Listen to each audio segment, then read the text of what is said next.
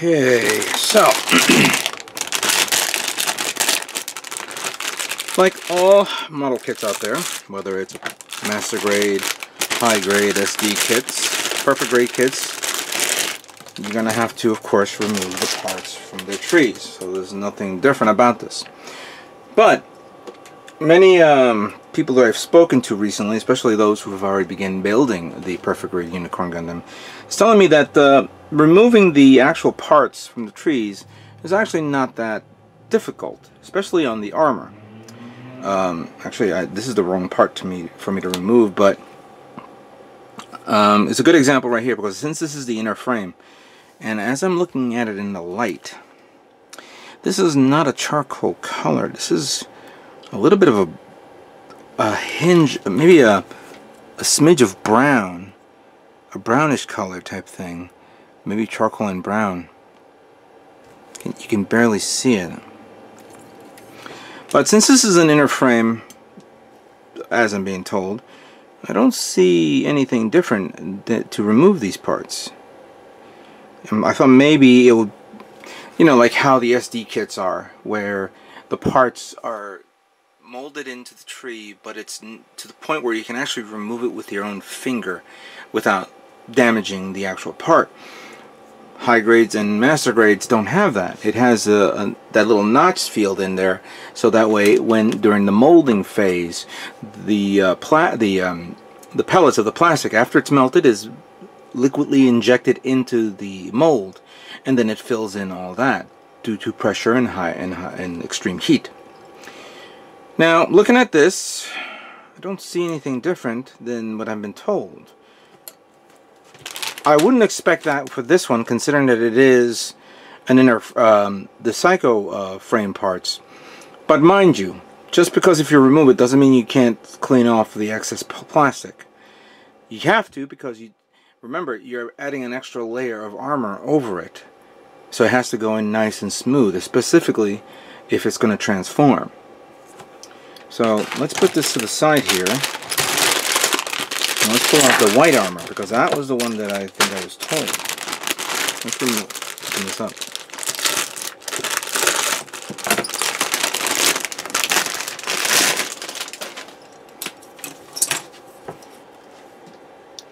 Okay, then I think this is what they were referring to. The actual nubs there are slightly smaller and a little bit thinner than these parts. Granted, because this is the parts that's going to be exposed.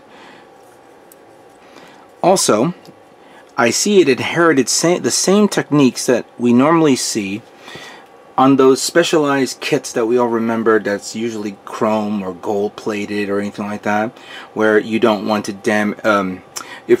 okay, I think a good example was the the Gundam Delta Plus, or the Delta Gundam. When I was removing the actual chrome parts from the tree, it had that notch, which I'm going to show you in the light. You see right there? Maybe I can zoom in a bit more. You see that? This will allow you to remove the part from the tree without damaging the part itself. So we'll do this as an example right here. Get your best clippers, of course, and then just remove it nice and clean.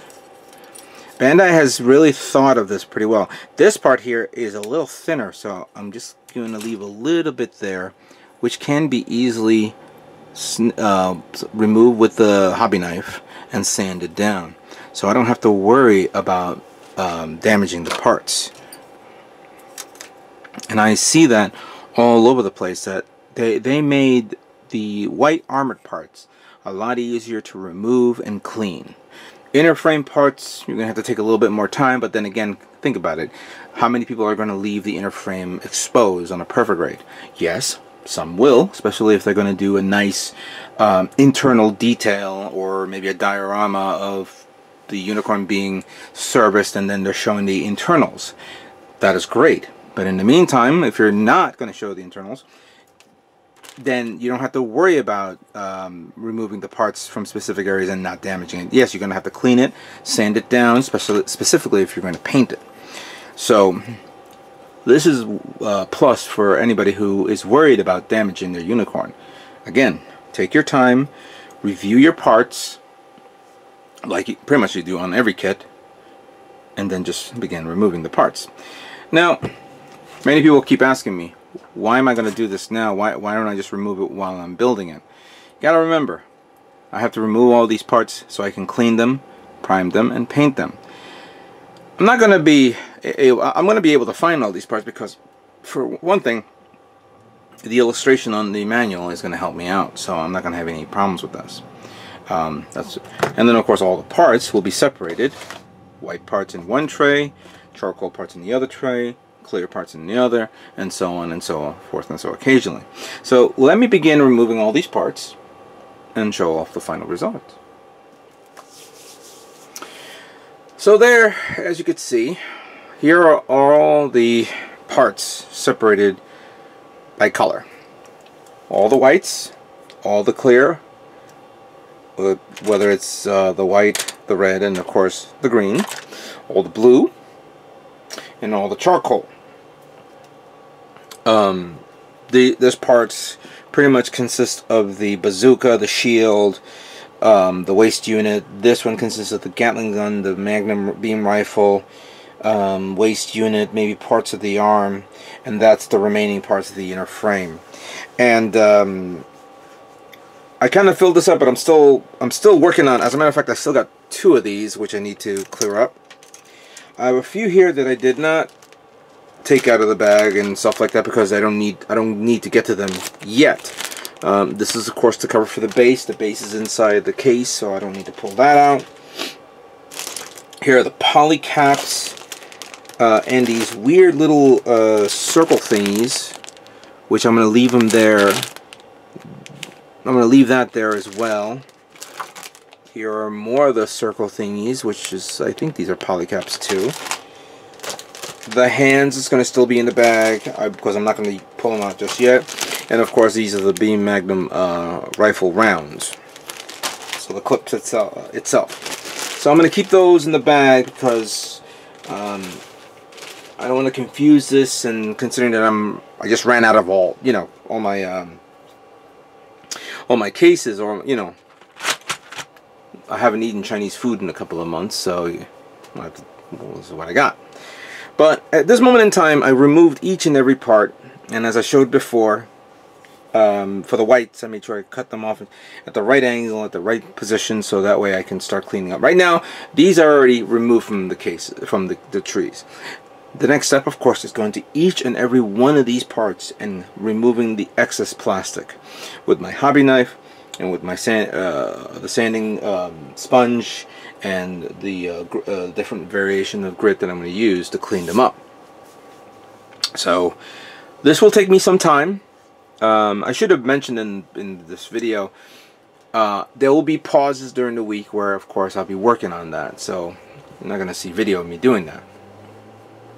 And then from there, once I clean everything up and wash them and put them and get them ready, I'm going to begin reviewing the manual again and finding out which one I'm going to tackle first. Normally you would say, oh, okay, I should do exactly what the manual says, just go step by step. But I don't want to do that yet. I don't think that's necessary, because there will be parts that I think I have to review to see if I can build it all in one shot and put them together. Now, I have a bit of good news.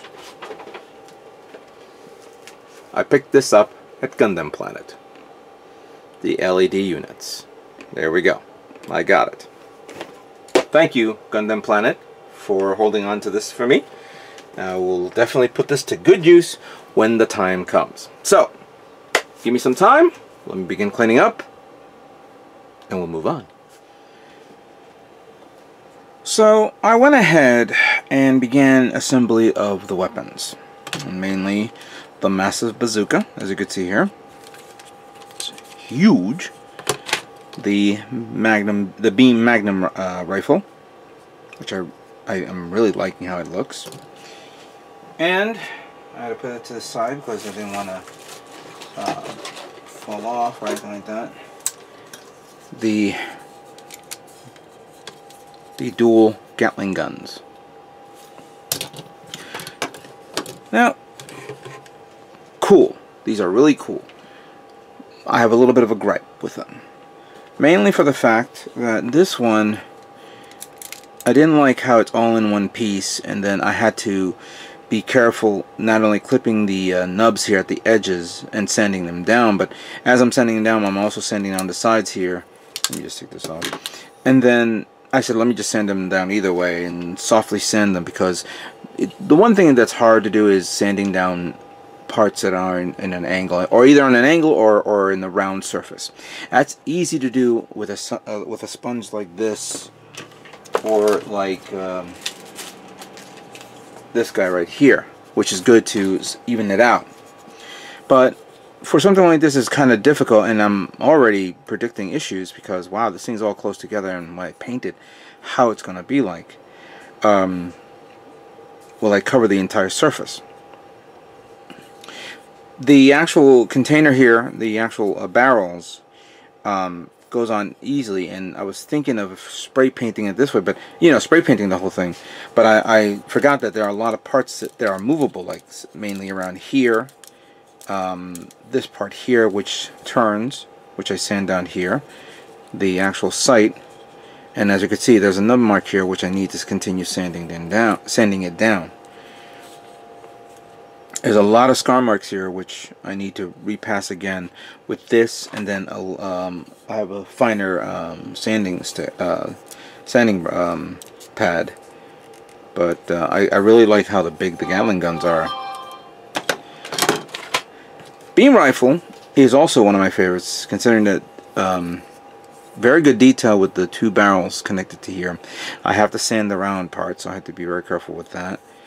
Sanding down the remaining parts was easy, and shouldn't be that much of a problem painting this. Maybe I'll be removing a few things here and there, but just enough.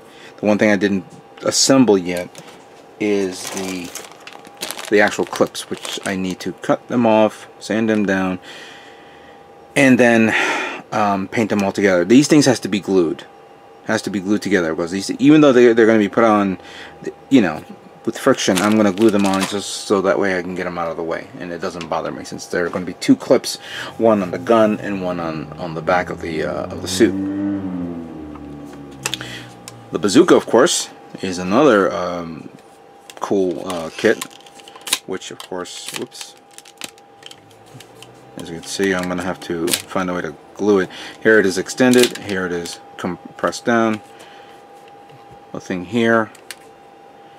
And I don't even know why you actually need to actually hold this, considering that, yeah, I know it can go on the back, and then you can close that, and that's it. This thing, I'm not fond of this. This one is fine. It's just I'm reminded of the other ones, like the high grade, where they're held by friction and easily, easily they can come off. Here's the beam magnum, how it looks like, the 1/100 scale and the 1/60th scale. Damn. Now, why am I showing you guys this, even though it's obvious?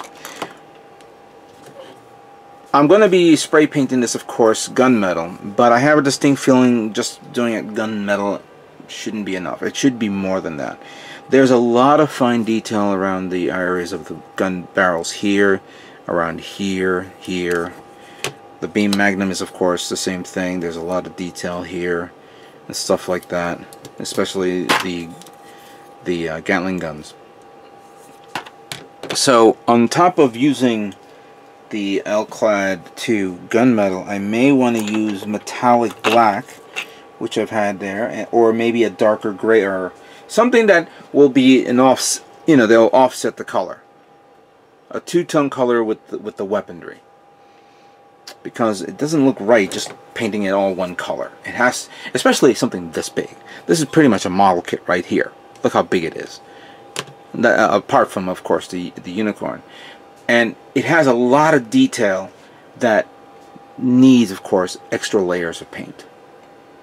I haven't figured it out yet. I don't know if I'm going to do the barrel silver or chrome or whatever. That I have to figure out on my own. But eventually, as we begin painting, we'll cover every aspect and then flush it out. Alright, let's move on with this build.